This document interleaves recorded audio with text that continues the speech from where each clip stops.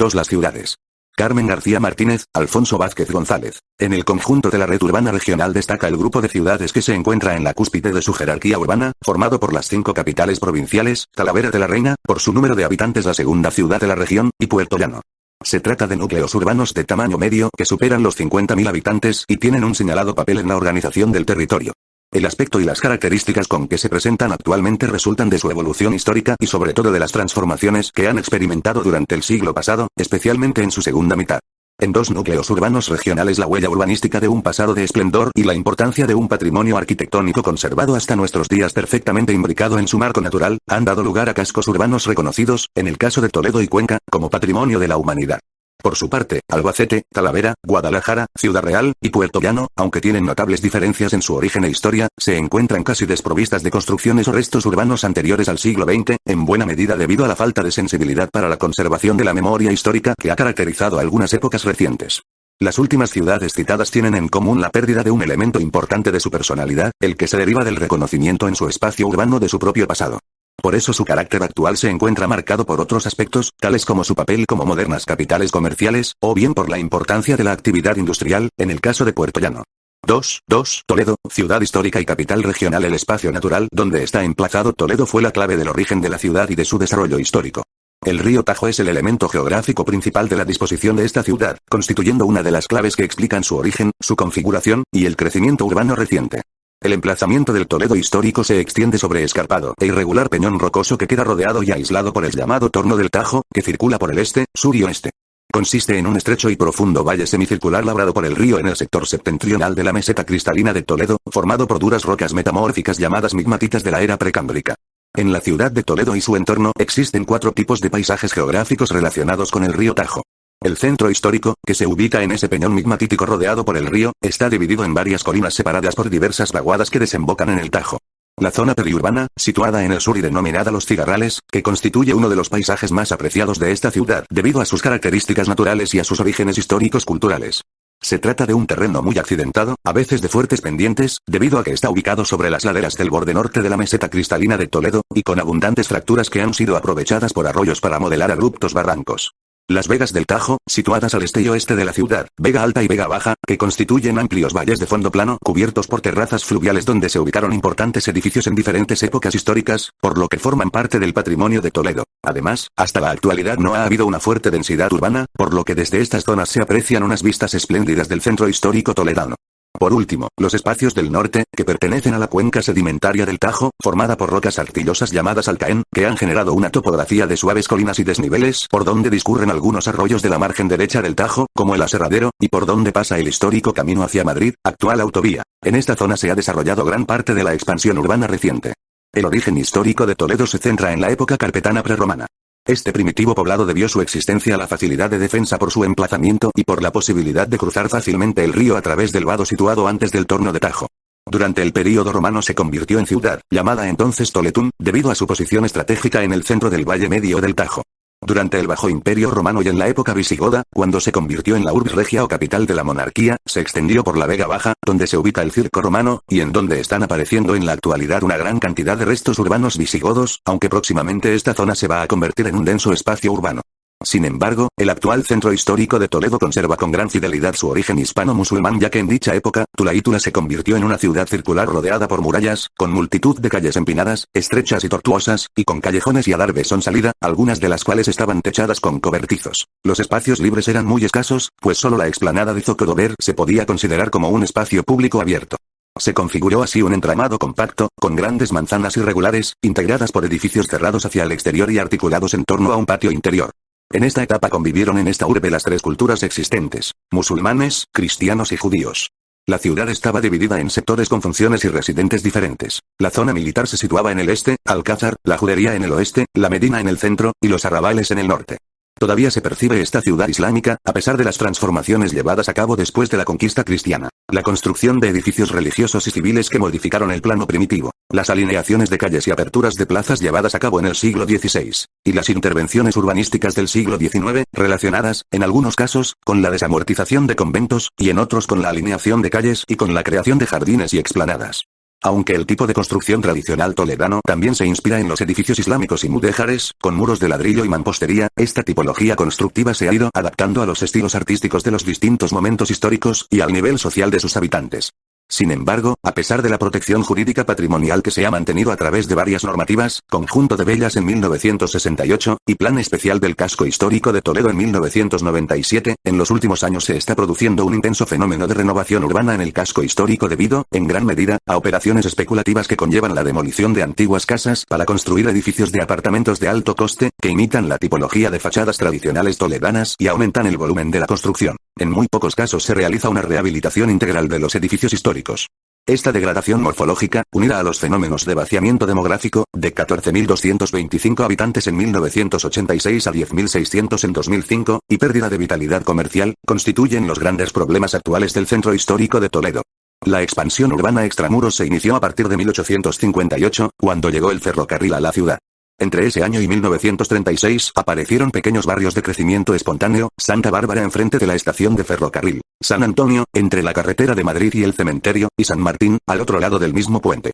Después de la Guerra Civil se produjo una expansión más extensa fuera del recinto medieval, bajo las directrices del Plan General de Toledo de 1943, debido a la necesidad de alojar a las familias que se habían quedado sin vivienda por las destrucciones de la guerra, surgiendo el barrio de la Reconquista, el poblado de la Fábrica de Armas, las casas unifamiliares de la carretera de Ávila y el barrio llamado de Corea.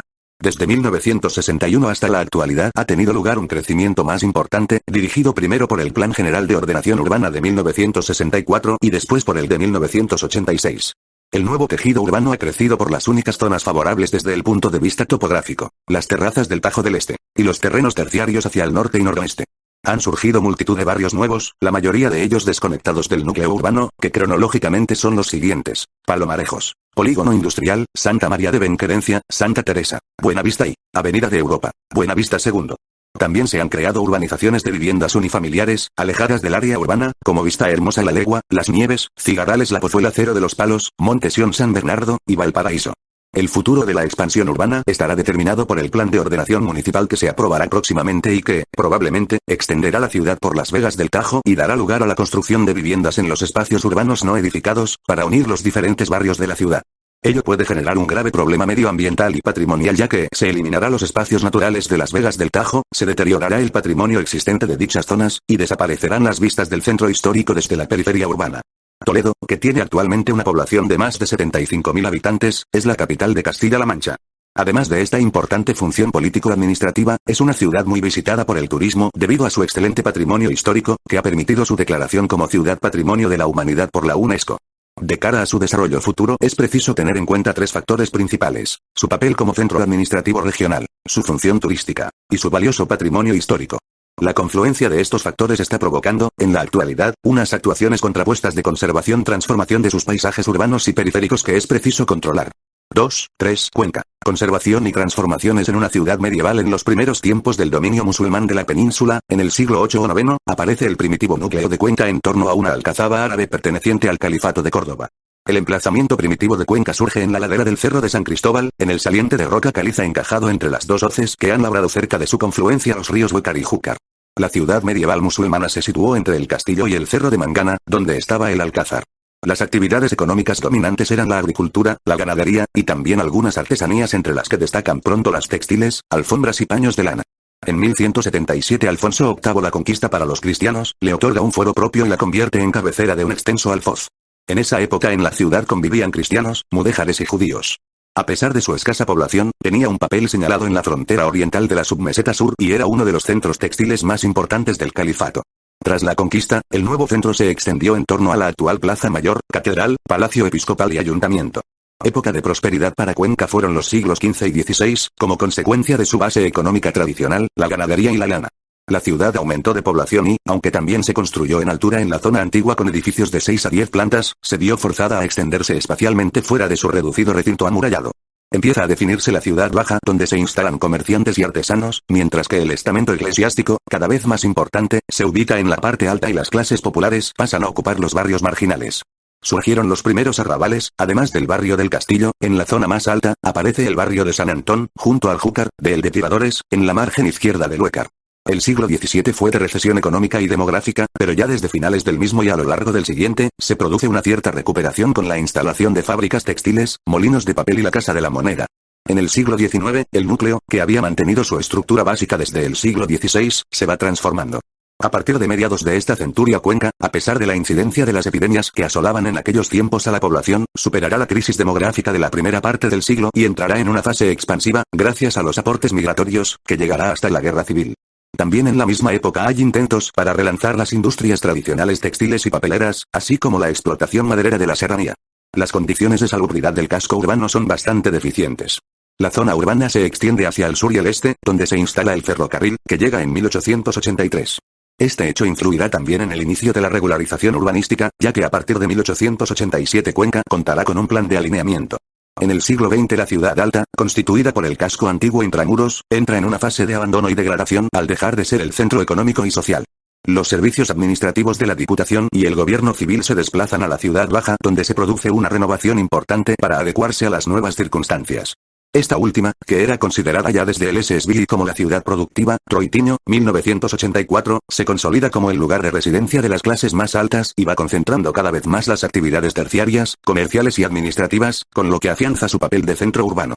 En las 3 primeras décadas del siglo XX surgirán nuevos barrios populares y se expandirán los existentes, San Antón, Tiradores. A partir de los años 40 la población aumenta y se produce un importante crecimiento urbano. La normativa urbanística preveía la extensión de la ciudad por sus 2 ejes de crecimiento tradicionales, la carretera de Alcázar y la de Valencia, así como la conservación del casco histórico.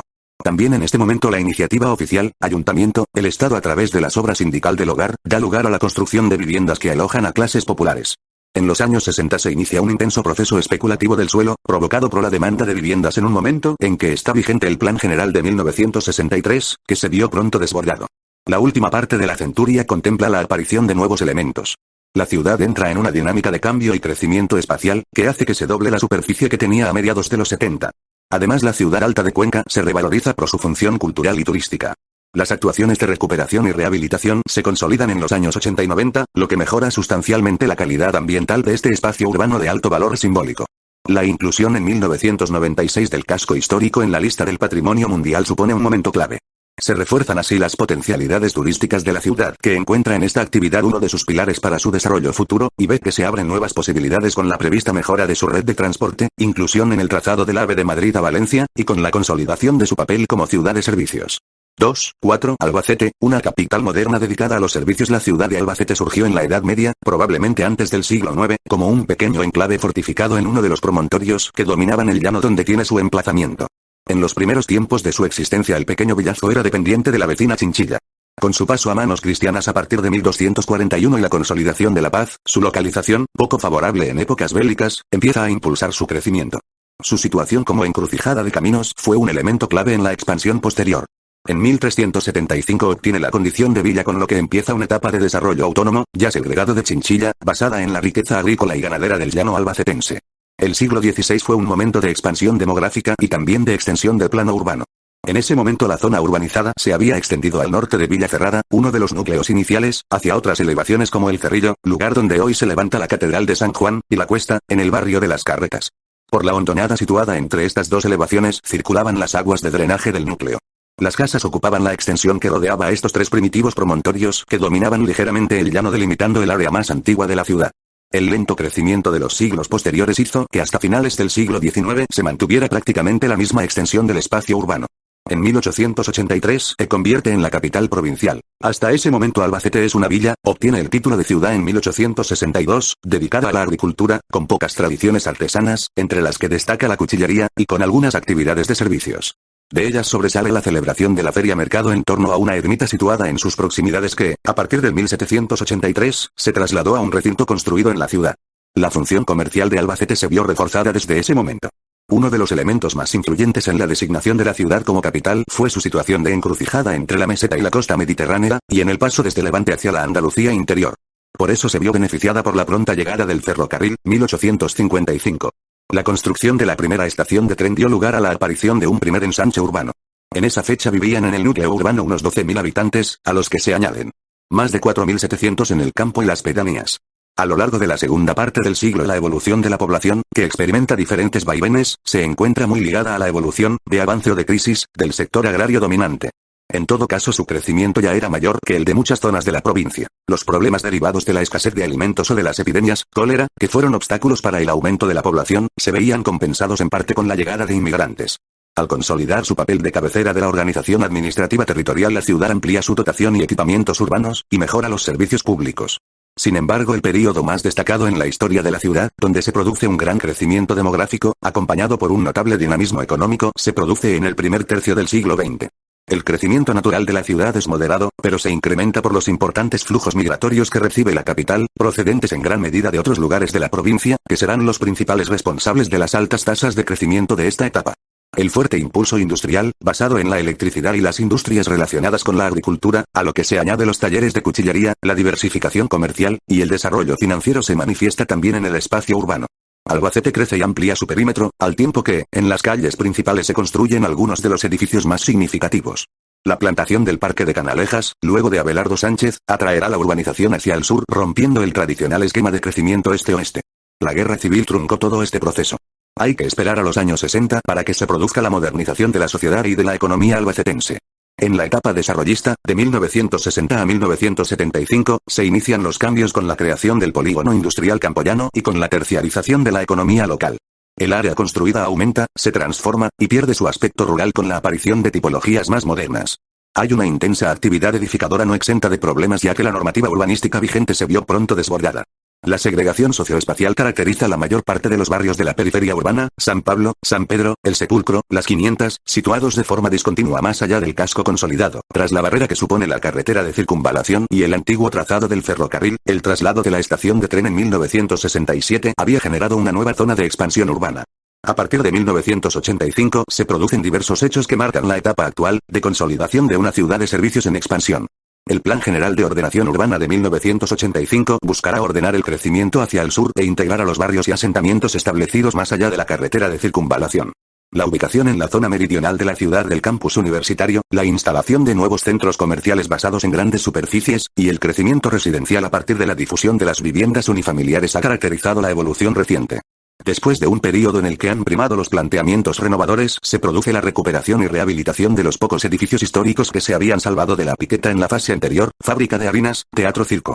El nuevo milenio trae nuevos retos para la ciudad más poblada de la región, una ciudad media que debe definir su función en el sistema urbano español, dinamizar su sector servicios, y crear las condiciones urbanísticas apropiadas para un núcleo moderno, en medio de la llanura abierta que la acoge.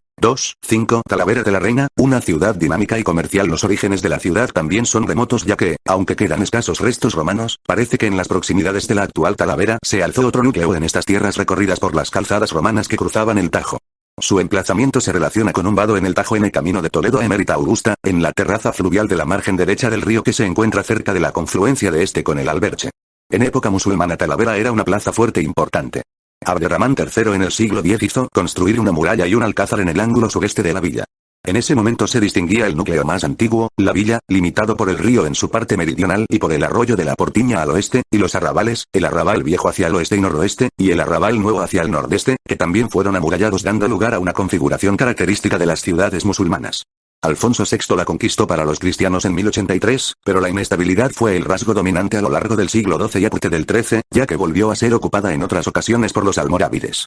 Su estructura urbana se mantuvo y en la Edad Media los cambios se limitaron a la construcción de iglesias y conventos. El centro funcional urbano se desplazó desde la villa al arrabal nuevo. Aunque la economía de la ciudad gravitaba en torno a la agricultura y la ganadería, pronto desarrollará una función comercial, concesión del privilegio real de organización de una feria anual desde 1294, que luego se desdoblaría en dos. Si el siglo XIII fue de crecimiento, la centuria siguiente y los primeros años del siglo XV estuvieron marcados por el estancamiento y el retroceso demográfico. En el siglo XVI, momento en que ya había alcanzado fama su cerámica, se produce una expansión demográfica, en gran parte debida al aporte migratorio, ya que pudo tener entre 2.000 y 3.000 vecinos, según las fuentes, es decir, alcanzó unos 10.000 habitantes, y urbana. Creció más allá de las murallas medievales, hacia el oeste, el norte y el este, dando lugar a nuevos barrios como Tinajones, Matadero, San Juan o La Trinidad. La Alameda y la ermita de la Virgen del Prado estaban también fuera del núcleo tradicional. El siglo XVII fue, como en otros lugares, de crisis. El espacio urbano retrocedió y disminuyó la población.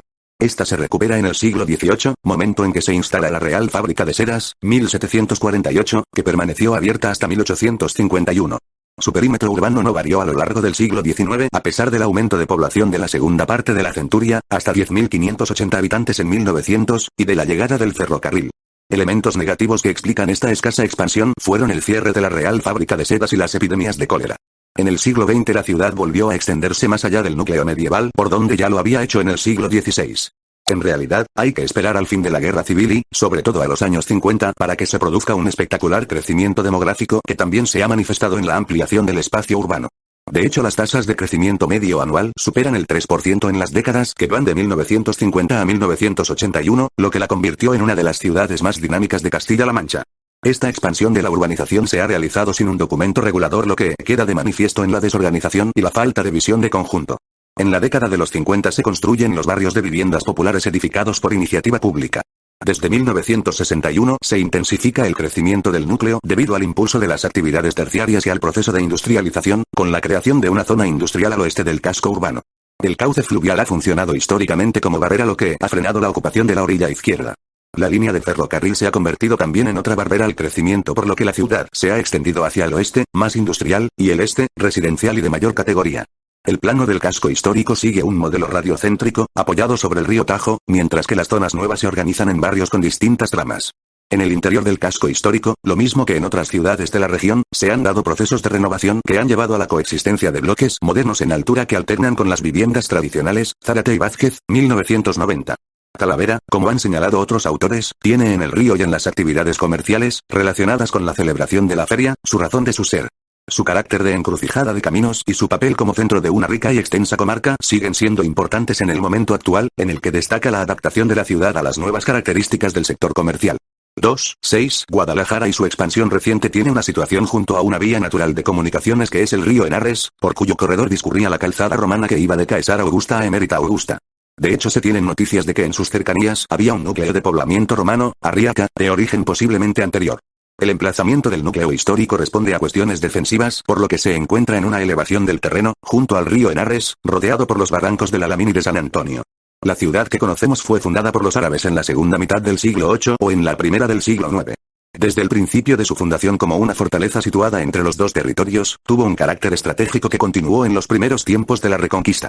Aunque no se sabe mucho de la historia de la ciudad durante el período islámico, parece que pudo alcanzar cierto esplendor en el siglo X. De esta época son el puente sobre el Henares y, en parte, las ruinas del Alcázar. Fue conquistada por los cristianos poco antes que Toledo en 1085. Además del interés de su localización, en el lugar de paso entre la meseta sur y el valle medio del Ebro, otros de los elementos que favorecieron el poblamiento fue la riqueza agrícola de su entorno. La villa fue creciendo gracias al apoyo de la corona y también por su vinculación a la Casa de los Mendoza, que desde 1475 llevan el título de duques del infantado. Esta familia se estableció en Guadalajara en el siglo XIV y desde entonces su historia ha condicionado la del núcleo urbano. En 1460 Enrique IV le concedió el título de ciudad.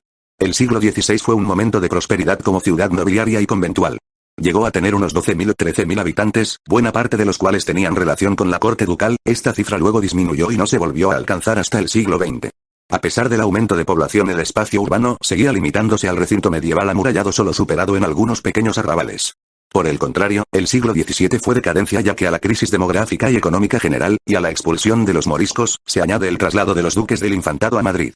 Aunque al principio del siglo XVIII fue muy difícil, en esta centuria se instala en tiempos de Felipe V la Real Fábrica de Paños, que permitirá mantener la población y recuperar parte de su antiguo esplendor. Además se convierte en capital de una de las intendencias que se crearon en 1718 y aumenta su función comercial. A finales de siglo tenía algo más de 6.200 habitantes, según el censo de Florida Blanca. La Guerra de la Independencia fue otro freno al crecimiento, a lo que se añade el cierre de la fábrica de paños en 1822. A partir de 1833 su designación como capital provincial cambia las cosas, al dotar a la ciudad de una función administrativa que permite su supervivencia.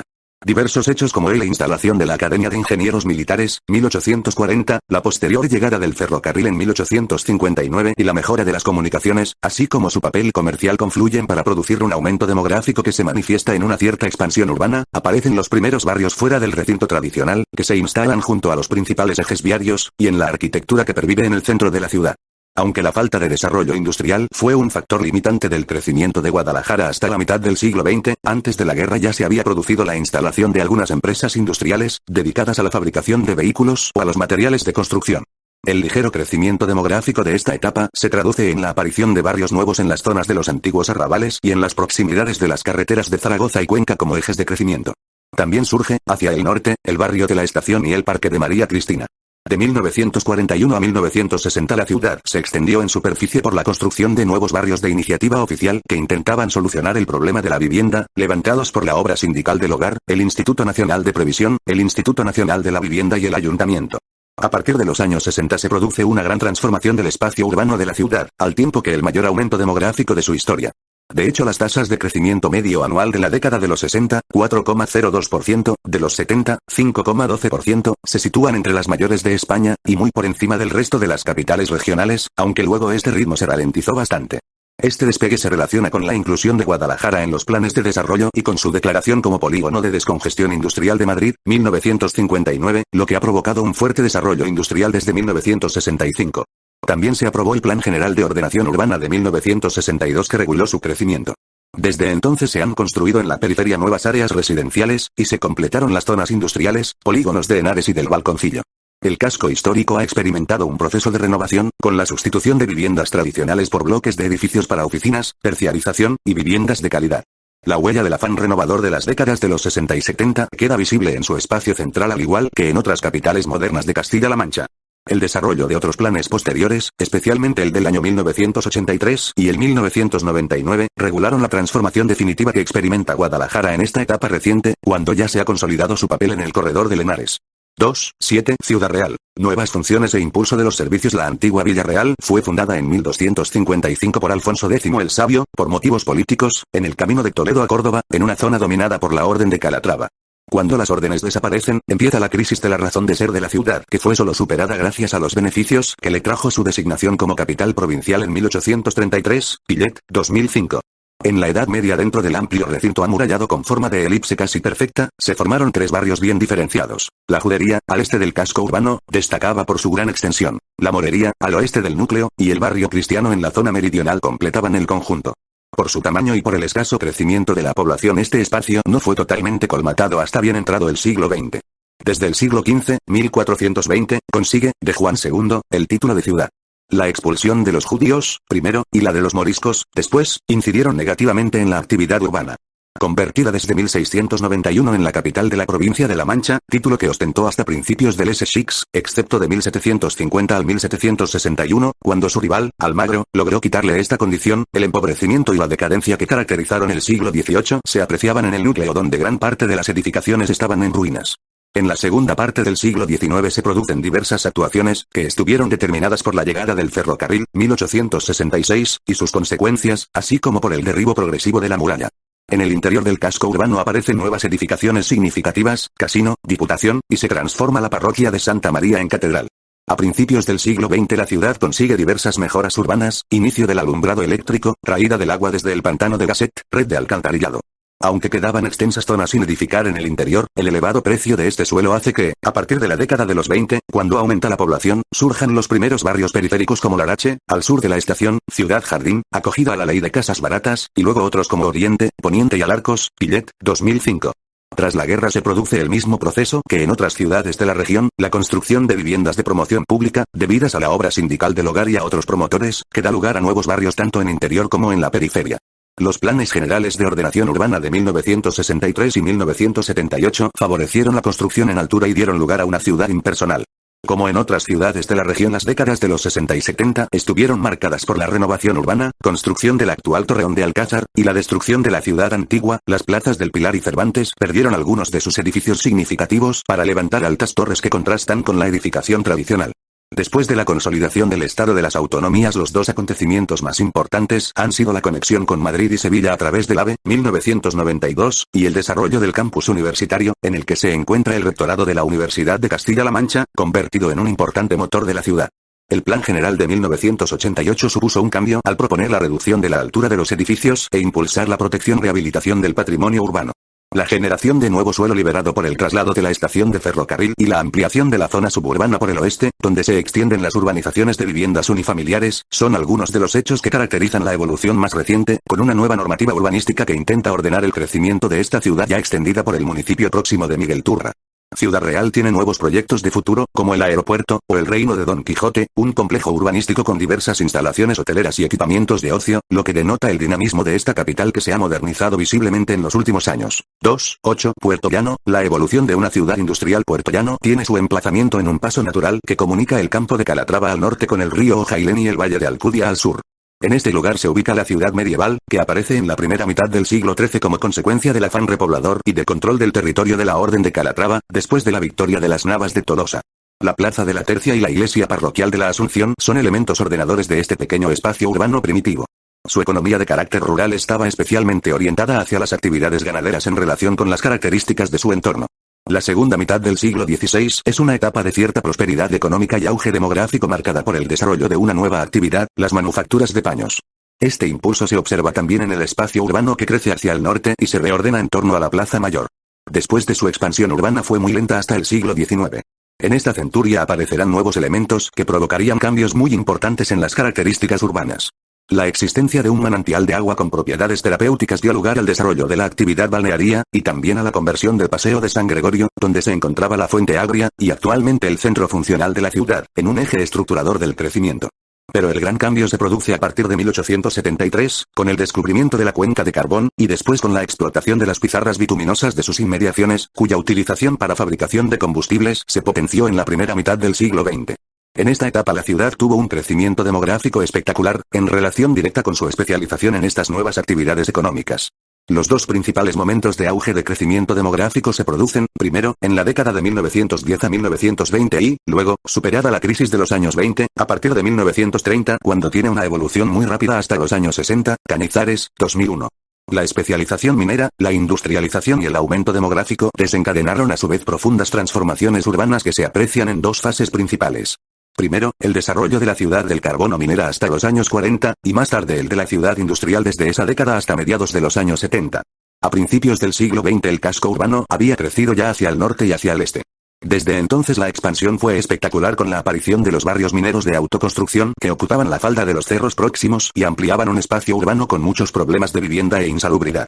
En los años 60, coincidiendo con el declive de los recursos locales, el carbón y las pizarras bituminosas, la actividad industrial de la ciudad se reorienta hacia un producto exterior, el petróleo, y comienza una nueva fase para su complejo industrial marcada por la orientación petroquímica.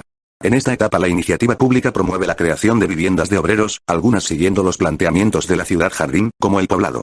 Para organizar el crecimiento y modernización de la ciudad se aprueba el primer Plan General de Ordenación Urbana en 1969. La subida del precio del petróleo en 1973 obliga a una reconversión en la industria local y marca el inicio de una fase de estancamiento para Puerto Llano, que entra en la etapa postindustrial. En la evolución demográfica se aprecia la caída vertiginosa de las tasas de crecimiento medio anual desde los años 60, con valores negativos que solo parecen recuperarse ya en el último quinquenio. La fase postindustrial también supone una crisis desde el punto de vista urbano.